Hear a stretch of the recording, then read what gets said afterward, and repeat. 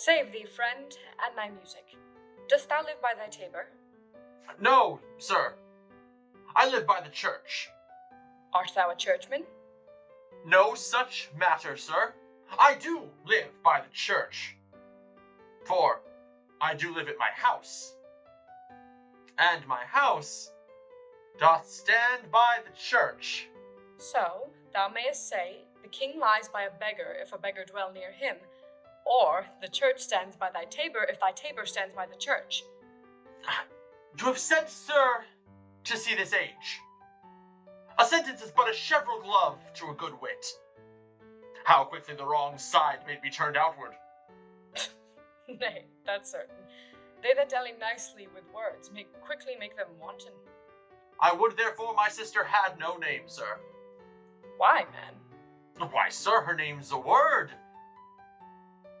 And to dally with that word might make my sister wanton.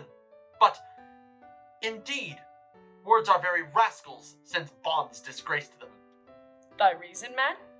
Troth, sir, I can yield you none without words. And words are grown so false, I am loath to prove reason with them. I warrant thou art a merry fellow, and carest for nothing. No, sir, I do care for something. But in my conscience, sir, I do not care for you. If that be to care for nothing, sir, I would it would make you invisible. Art not thou the Lady Olivia's fool? No, indeed, sir, the Lady Olivia has no folly. She will keep no fool, sir, till she be married, and fools are as like husbands, and as pilchards are to herrings. The husband's the bigger. I am indeed not her fool, but her corrupter of words. I saw thee late at the Count Orsino's. Foolery, sir, does walk about the orb like the sun.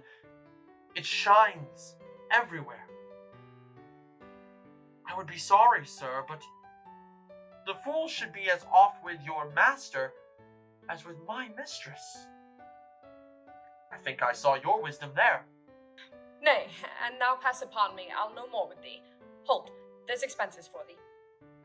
Now Jove in his commodity of hair, send thee a beard. By my troth, I'll tell thee I am almost sick for one, though I would not have it grow on my chin. Is thy lady within? Will not a pair of these have bread, sir? Yes, being kept together and put to use. I would play Lord Pandarus of Phrygia, sir, to bring a Cressida to this trollis. I understand you, sir. 'Tis well begged. Oh, the matter, I hope, is not great, sir, begging but a beggar. Cressida was a beggar. My lady is within, sir. I will construe to them whence you come, who you are, and what you would are out of my welcome. I might say element, but the word is overworn. This fellow is wise enough to play the fool, and to do so well craves a certain kind of wit. He must observe the mood on whom he jests, the quality of persons, and the time, and like the haggard check at every feather that comes before his eye. His practice is as full of labor as a wise man's art. For folly that he shows is wisely fit. Wise men, folly fallen, quite taint their wit. Save you, gentlemen. And you, sir. Dieu vous garde, monsieur. Et vous aussi. Votre serviteur. I hope, sir, you are. And I am yours. Will you encounter the house? My niece is desirous you should enter, if your trade be to her. I am bound to your niece, sir. I mean, she is the very list of my voyage. Taste your legs, sir. Put them in motion. My legs do better understand me than I understand what you mean by bidding me taste my legs. I mean to go, sir. To enter. I will answer you with gate and entrance. But we are prevented. Most excellent and accomplished lady, the heavens rain odors upon you. That youth so rare, courtier. Rain odors. Well, My matter hath no voice to your own most pregnant and vouchsafed ear. odors, pregnant, vouchsafed. I'll get them all three ready. Let the garden doors be shut, and leave me to my hearing. Give me your hand, sir. My duty, madam, and most humble service. What is your name? Cesario is your servant's name, my lady. My servant, sir. 'Twas never merry world since lowly feigning was called compliment. You are servant to the Count Orsino, youth. And he is yours, and his must needs be yours. Your servant's servant is your servant, madam. For him, I think not on him. For his thoughts, would they were blanks rather than filled with me. Madam, I come to whet your gentle thoughts on his behalf. By your leave, I pray you. I bade you never speak of him again. But, would you undertake another suit? I'd rather hear you to solicit that than music from the spheres. Dear lady, Give me leave, beseech you. I did send, after the last enchantment you did hear, a ring in chase of you. So did I abuse myself, my servant, and I fear me you.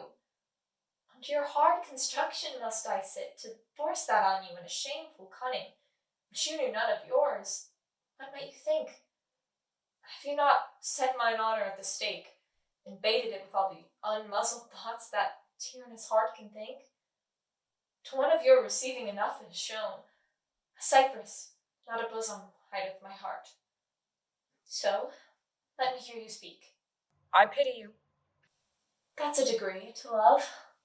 No, not grise, for 'tis a vulgar proof that very oft we pity enemies. Why, then, methinks 'tis time to smile again. O world, how apt the poor are to be proud. If one should be a prey, how much the better to fall before the lion than the wolf. The clock upbraids me with the waste of time. Be not afraid, good youth. I'll not have you. And yet, when wit and youth is come to harvest, your wife is like to reap a proper man. There lies your way, due west. Then westward ho! Grace and good disposition attend your ladyship. Yield nothing, madam, to my lord by me. Stay, I prithee. Tell me what thou thinkest of me. That you do think you are not what you are. If I think so, I think the same of you. Then you think right. I am not what I am. I would you were as I would have you be. Would it be better, madam, than I am? I wish it might, for now I am your fool. What a deal of scorn looks beautiful in the contempt and anger of his lip. A murderer's guilt shows not itself more soon than love that would seem hid. Love's night is noon. Cesario, by the roses of the spring, by maidhood, honor, truth, and everything, I love thee so that maugre all thy pride, nor wit, nor reason can my passion hide. Do not extort thy reasons from this clause, for that I woo, therefore thou hast no cause. But rather, reason thus with reason fetter. Love sought is good, but given unsought better. By innocence I swear, and by my youth, I have one heart, one bosom, and one truth, and that no woman has, nor never none, shall mistress be of it, save I alone. So adieu, good madam. Never more will I my master's tears to you deplore. And yet come again, for thou perhaps mayst move that heart which now pours to like his love.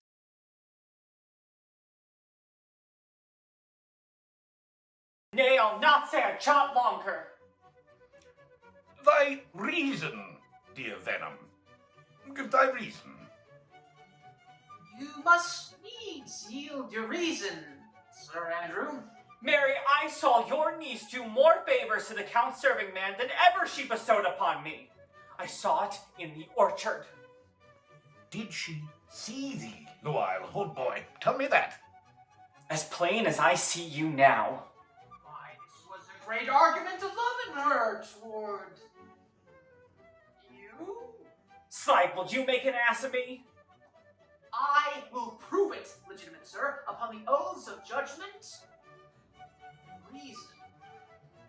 And they have been grand jurymen since before Noah was a sailor.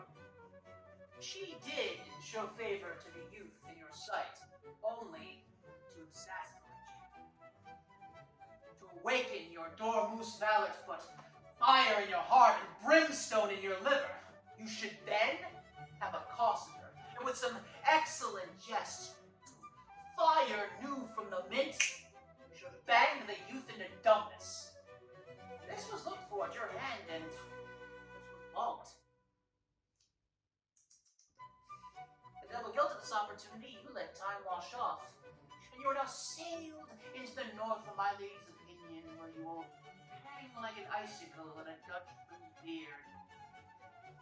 Unless you to redeem it by some audible attempt of either valor or policy. And it be any way, it must be with valor. For policy I hate. I'd lief be a brownist as a politician. Why then, build me thy fortune upon the basis of valor. Challenge me, the Count's youth, to fight with him. Hurt him in 11 places. My niece shall take note of it, and assure thyself there is no love broker in the world can more prevail in man's commendation with woman than report of valor. There is no way but this, Sir Andrew. Will either of you bear a challenge to him for me? Go. Write it in a martial hand. Be cursed and brief. It is no matter how witty, so it be eloquent and fun of invention. Taunt him with the license of ink. If thou lowest at him some thrice, it shall not be amiss. And as many lies as will lie in thy sheet of paper, although the sheet were big enough for the bed of Ware in England, set them down. Go about it.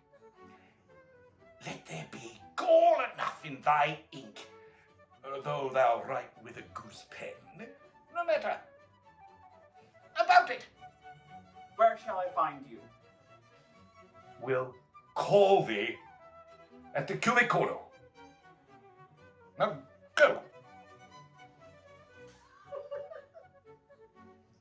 He is a dear mannequin to you, Sir Toby. I have been dear to him, lad. Some 2,000 strong or so. We shall have a rare letter from him, but you'll not deliver it? Never trust me, then. And by all means, stir on the youth to an answer. I think oxen and wain ropes cannot heap them together. For Andrew, if he were opened, you would find so much blood in his liver as will clog the foot of a flea. I'll eat the rest of the anatomy. And his opposite, the youth, bears in his visage no great presage of cruelty. Look, where the youngest wren of mine comes. If you desire the spleen, and will laugh yourself into stitches, follow me. Yond gull Malvolio is turned heathen, a very renegado. For there is no Christian that means to be saved by believing rightly can ever believe such impossible passages of grossness. He's in yellow. Yellow? Most villainously. like a pedant that keeps a school of the church. I have dogged him like his murderer. He does obey every point of the letter that I dropped to betray him. He does smile his face into more lines than is in the new map with the augmentation of the Indies. You have not seen such a thing as 'tis. I can hardly forbear hurling things at him. I know my lady will strike him, and if she do, he'll smile and take it for a great favor. Come, bring us where he is.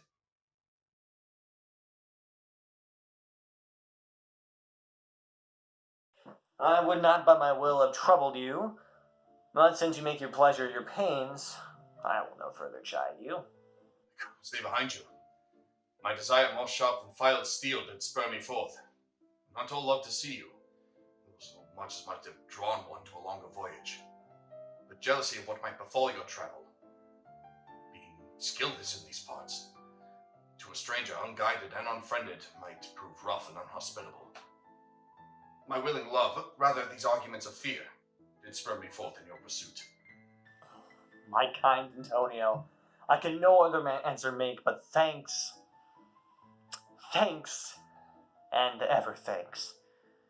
And off good terms are shuffled off with such uncurrent pay. But for my worth, as is my conscience firm, well, you should find better dealing. What's to do? Shall we go see the relics of this town? Tomorrow, sir. As first we see to your lodging. Well, I'm not weary. And 'tis long tonight. I pray you, sir, let us satisfy our eyes with things of fame that do renown this city. Would you pardon me, sir? I do not without danger walk these streets. Once, in a sea fight against the Count, his galleys I did some service, of such note indeed that, were I taken here, it would scarce be answered. Be like you slew the great number of his people? The offense was not that of a bloody nature, albeit the quality of the time and the quarrel might well have given us bloody argument. It might have since been answered in repaying what we took from them, which, for traffic's sake, most of us indeed did. Only myself stood out, for which, if I lapse in this place, I shall pay dear. I'll do not walk then too open. It doth not fit me. Hold, sir. Here is my purse. In the south suburbs at the Elephant is best to lodge. I will bespeak your diet whilst you beguile the time and feed your knowledge of the town. There shall you have me. Why I, your purse? Happily your eyes might shine upon some toy you wish to purchase. Your stores are not for idle markets, sir. I'll be your purse bearer and leave you for an hour. To the Elephant.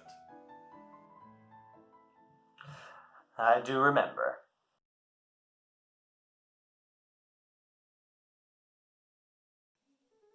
I've sent after him. He says he'll come. How shall I feast him?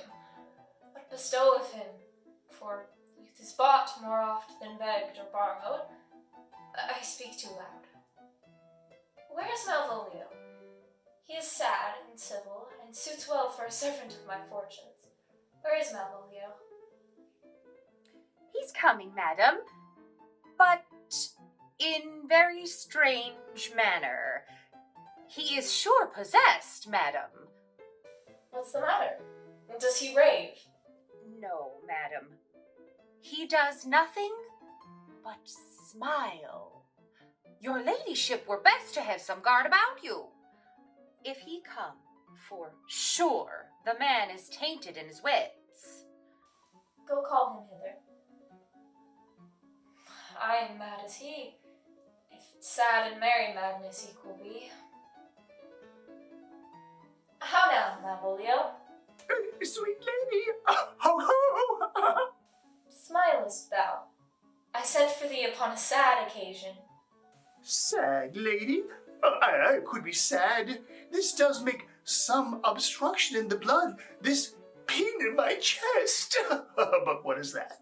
What of that? If it please the eye of one, it is with me as the very true sonnet is, please one, and please all. Why, how dost thou, man? What is the matter with thee? Not black in my mind, though yellow on my lapel. It did come to his hands, and commands shall be executed. I think we do know the sweet Roman hand. Wilt thou go to bed, Malvolio? To bed, oh, aye, sweetheart, and I'll come to thee. God comfort thee. Why dost thou smile so, and kiss thy hand so oft? How do you, Malvolio? At your request, yes, nightingales answer daws. Why appear you with this ridiculous boldness before my lady? Be not afraid of greatness, 'twas well writ. What meanest thou by that, Malvolio? Some are born great, Huh. some achieve greatness, What sayest thou? and some have greatness thrust upon them. Heaven restore thee. Remember who commanded thy yellow rose. The yellow lapel flower. Go to thou art made, if thou desirest to be so. Am I made?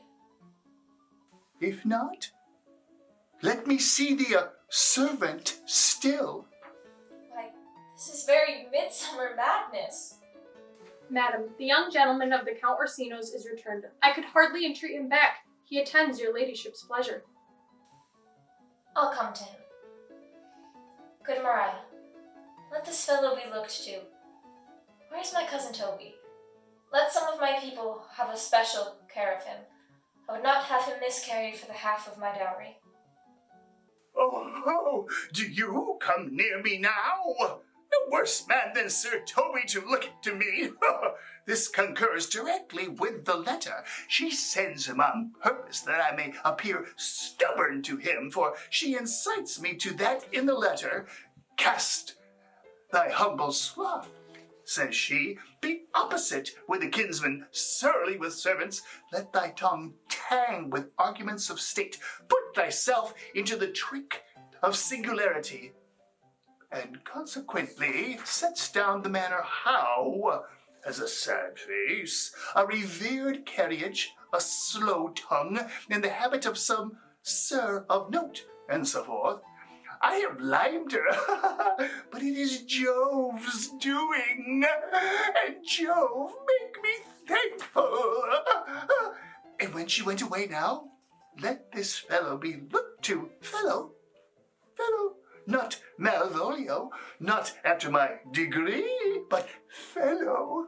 Why, everything adheres together, so that no dram of a scruple, no scruple of a scruple, no obstacle, no incredulous or unsafe circumstance, what can be said?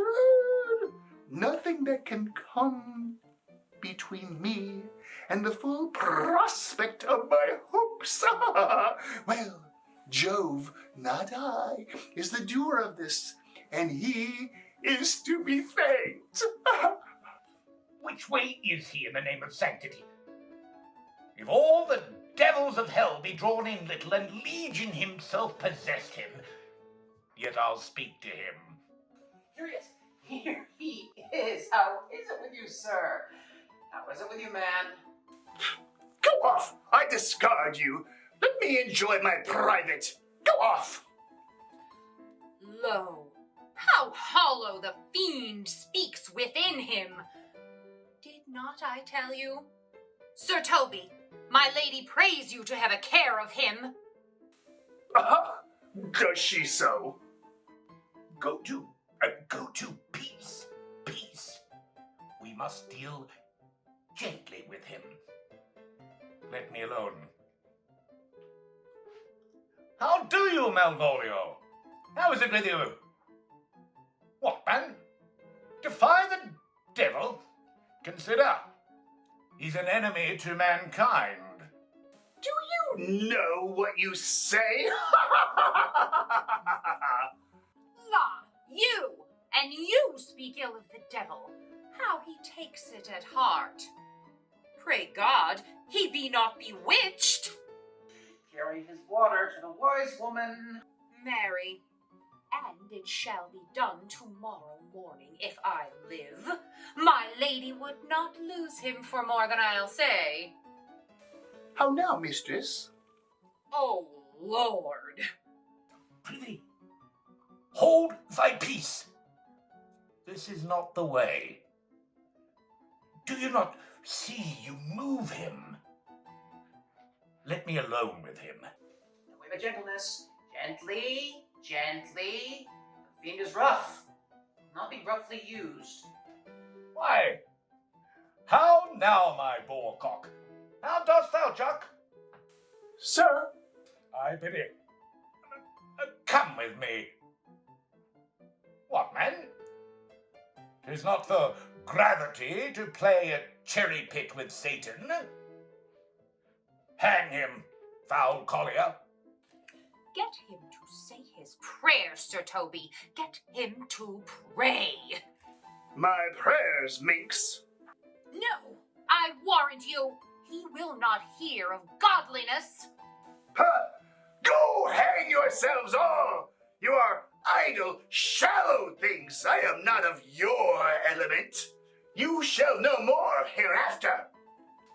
Is it possible? If this were played upon a stage now, I could condemn it as an improbable fiction. His very genius hath taken the infection of the device, man. Hey, pursue him now, lest the device err and taint. We shall make him mad indeed. The house will be the quieter. Come. We'll have him in a dark room and bound. My niece is already in the belief that he's mad. Now, we may carry it thus, for our pleasure and his penance, till our very pastime, tired out of breath, prompt us to have mercy on him. At which time we will bring the device to the bar and crown thee for the finder of madmen. But see, More matter for a May morning. Here is the challenge. Read it. Warrant. There's vinegar and pepper in it. Is it so saucy? Aye, is it? I warrant him. Do but read it. youth, whatsoever thou art but a scurvy fellow. Good and valiant. Wonder not, nor admire not in thy mind why I do call thee so, for I will show thee no reason for it. A good note that keeps you from the blow of the law. Thou comest to the Lady Olivia, and in my sight she uses thee kindly, but thou liest in thy throat. That is not the matter I challenge thee for. Very brief, and to exceeding good sense, less. I will waylay thee going home, were it by thy chance to kill me. Good. Thou killest me like a rogue and a villain. Still you keep to the windy side of the law. Good. Fare thee well, and God have mercy upon one of our souls. He may have mercy upon mine, but my hope is better, and so look to thyself. Thy friend, as thou usest him, and thy sworn enemy, Andrew Higuchni. Well, if this letter move him not, his legs cannot. I'll give it him. You may have very fit occasion for it. He is now in some commerce with my lady, and will by and by depart. Go, Sir Andrew. Scout me for him at the corner of the orchard like a bum bailey. So soon as ever thou seest him, draw, and as thou drawest, swear horrible. For it comes to pass oft that a terrible oath with a swaggering accent sharply twanged off gives manhood more approbation than ever proof itself would have earned him. Now, away. Nay, let me alone for swearing. Now, will not I deliver his letter? For the behaviour of the young gentleman gives him out to be of good capacity and breeding. His employment between his lord and my niece confirms no less. Therefore, this letter, being so excellently ignorant, will breed no terror to the youth. He will find it comes from a clodpole. But, sir, I will deliver his challenge by word of mouth. Set upon Higuchhi a notable report of valour, and drive the gentleman, as I know his youth will aptly receive it, into a most hideous opinion of his rage, skill, fury, and impetuosity.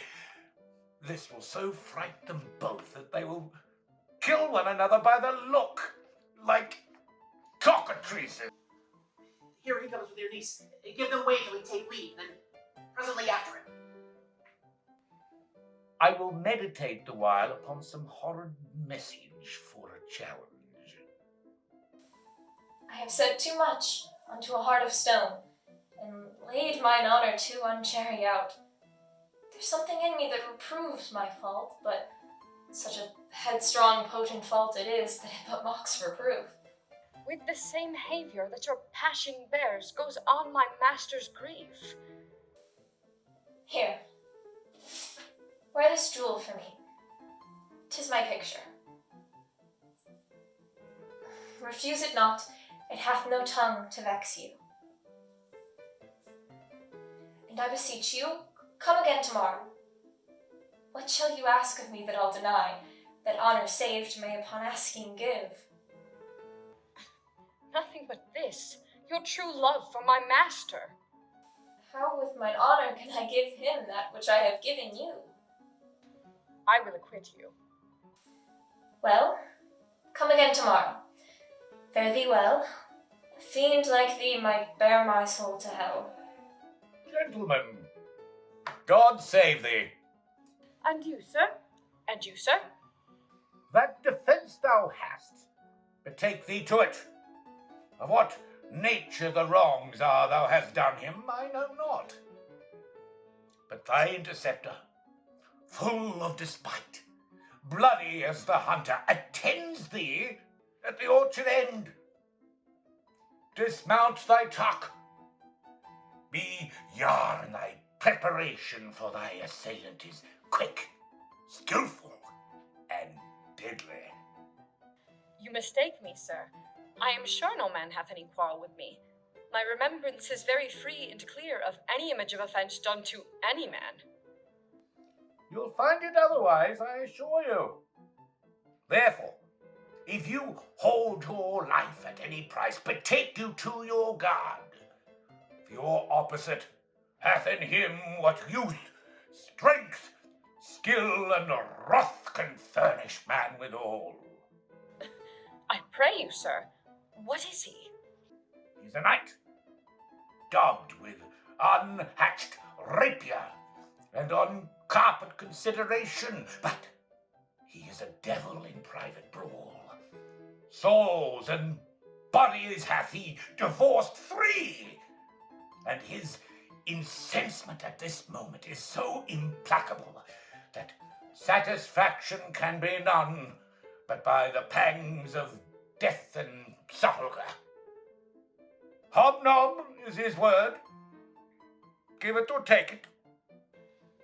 I will return again into the house and require some conduct of the lady. I am no fighter.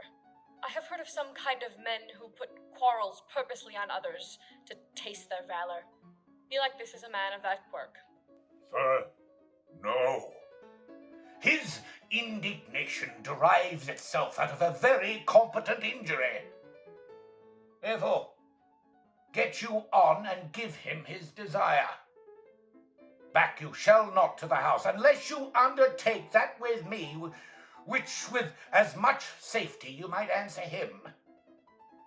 Therefore on, or strip your sword stark naked, for meddle you must, well, that's certain, or forswear to wear iron about you. This is as uncivil as strange. I beseech you, do me this courteous office as to know of the knight what my offence to him is. It is something of my negligence, nothing of my purpose. I will do so. Signor Fabian, stay you by this gentleman till my return.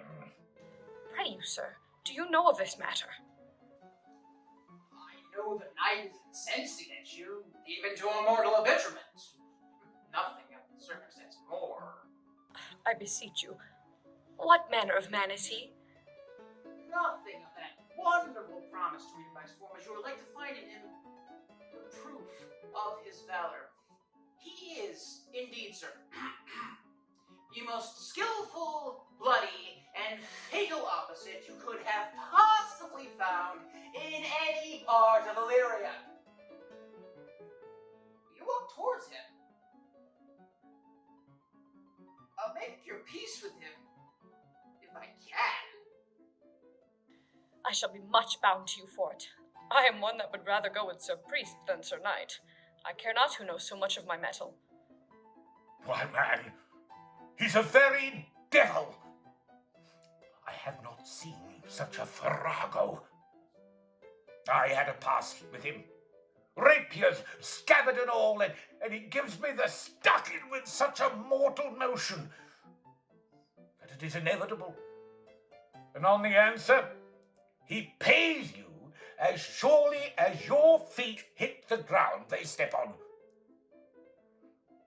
They say he has been fencer to the Sophie. Pox on it! I'll not meddle with him! Aye, but he will not be pacified. Fabian can scarce hold him yonder.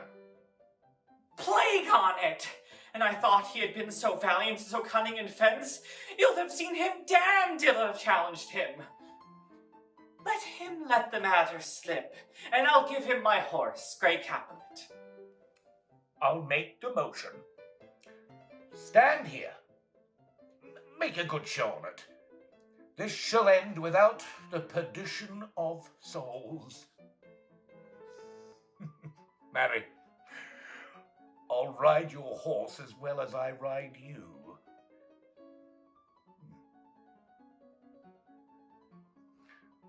I have his horse to take up the quarrel. I have persuaded him that the youth's a devil. He is as horribly conceited of him, and pants, and looks pale, as if a bear were at his heels. There's no remedy, sir. He will fight with you for oath's sake. Or he hath better bethought him of his quarrel, and he finds it now scarce to be worth talking of. Therefore draw for the supportance of his vow. He protests he will not hurt you. Pray God defend me. A little thing would make me tell them how much I lack of a man. Give ground, if you see him furious. Come, Sir Andrew. There's no remedy. The gentleman will, for his honour's sake, have one bout with you. He cannot buy the duel or avoid it. But he has promised me, as he is a gentleman and a soldier, he will not hurt you. Come on, to it. Pray God keep his oath. I do assure you 'tis against my will. Put up your sword. If this young gentleman have done offence, I take the fault on me. If you offend him, I am for him defy you. You, sir? Why, what are you? One, sir, that for his love dare yet do more, that you have heard it bragged to you he will. Nay, if you be an undertaker, I'm for you. Oh, good Sir Toby, hold. Here come the officers. I'll be with you anon. Pray, sir, put your sword up if you please. Marry shall I, and I promise you, I'll be as good as my word. He'll bear you easily and reigns well. This is the man. Do thy office. Antonio, I arrest thee at the suit of Count Orsino. You do mistake me, sir. No, sir. No jot. I know your favor well, though you have no sea cap upon your head. Take him away. He knows I know him well.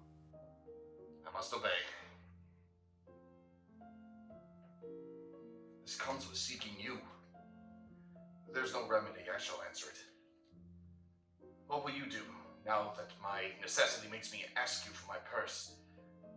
It grieves me more for what I cannot do for you, but for what befalls myself. You stand amazed, but be of comfort. Come, sir, away. I must entreat you some of that money. What money, sir? For the fair kindness you have shown me here, and part being prompted by your present trouble, out of my lean and low ability, I'll lend you something. My having is not much, but I'll make division of my present with you. Hold. Here's half my coffer. Will you deny me now? Is it possible that my deserts to you can lack in persuasion? Do not tempt my misery as to make me so unsound a man as to upbraid you with those gifts that I have given you. I know of none, nor I know you by voice or any feature. I hate ingratitude in a man more than lying, vainness, babbling, drunkenness, or any taint of vice whose strong corruption inhabits our frail blood. Oh, heavens themselves! Come, sir, I pray you, go. Let me speak a little. This youth, whom one I snatched from the jaws of death, relieved him with such sanctities of love, and to his image, which methought most venerable worth, did I devotion. What's that to us? The time goes by. Away. But oh, how vile and idle proves this God. Thou hast, Sebastian, done great feature shame. In nature there is no blemish but the mind. None can be called deformed but the unkind. Virtue is beauty, but beauty's evil are empty trunks overflourished by the devil. The man grows mad. Away with him. Come, come, sir. Lead me on. Methinks his words do from such passion fly that he believes them. So do not I. Oh, prove true, imagination, prove true, that I, dear brother, be now ta'en for you. Come hither, knight. Come hither, Fabian. We'll whisper o'er a couplet or two of most sage saws. He named Sebastian. I my brother know, yet living in my glass. Even such and so in favor was my brother, and he went still in this fashion, color, ornament, for him I imitate. Oh, if it prove tempests are kind and salt waves fresh in love. A very dishonest paltry boy, and more a coward than a hare. His dishonesty appears in leaving his friend here in necessity and denying him. And for his cowardship, ask Fabian. A coward. A most devout coward. Religious in it. Slide all after him again and beat him! Now, do. Cuff him soundly, but never draw thy sword. And I do not! Come, let us see the event. I dare lay any money 'twill be nothing yet.